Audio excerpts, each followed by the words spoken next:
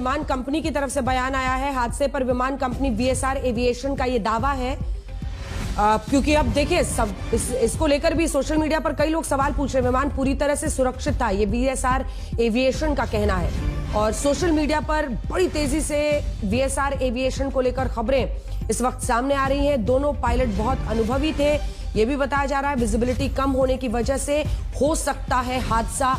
ये शुरुआती बयान वीएसआर एविएशन की तरफ से आ रहा है, जिसका ये विमान था। डीजीसीए हादसे की जांच करेगा और जांच के बाद जो तथ्य आएंगे हम उसका सामना करेंगे। ये वीएसआर एविएशन का दावा है। प्लेन को भी अगर आप करीब से देखिए, एक बार फुल फ्रेम विजुअल्स दिखाइएगा, तो उस पर वीएसआर, उसके एक विंग पर साफ लिखा हुआ दिखाई दे रहा है। वीएसआर एविएशन का ही ये विमान था जो दुर्घटनाग्रस्त हुआ है, और वीएसआर एविएशन की तरफ से यह बयान आया है जिसमें यह कहा जा रहा है कि विमान एकदम सुरक्षित था, दोनों अनुभवी पायलट्स उनके साथ थे, विजिबिलिटी की कमी की वजह से यह हादसा हुआ होगा। खैर, जांच में मुस्तफा शेख हमारे साथ इस वक्त जुड़ गए हैं। मुस्तफा, प्लेन क्रैश के दौरान की परिस्थितियों के बारे में हम क्या जानते हैं, और वीएसआर एविएशन के बारे में आप क्या बताने की स्थिति में है इस वक्त? ये कहां की बेस्ड कंपनी है और जो ये दावा कर रही है कि सुरक्षित था?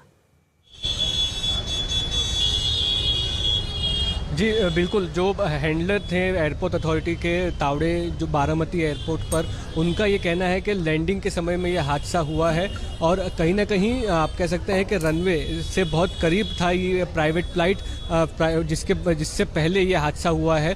दूसरा, अगर आप दृश्य को देखें तो उसमें एक नोज डाइव तरीके का ये क्रैश है, ये देखने को आता है, यानी कि प्लेन का जो हिस्सा नहीं जला है वो सिर्फ उसका टेल एंड है, बाकी उसका पूरा जो आगे का हिस्सा है वो पूरी तरह से ध्वस्त हो चुका है, जल चुका है, कई तिनकों में बिखर चुका है। तो एक तरह से नोज डाइव करते हुए रनवे के पास ये हादसा हुआ है, और बहुत ही एंड मौके पर जो आप कह सकते हैं कि ये जो कंट्रोल है, ये कंट्रोल छूटा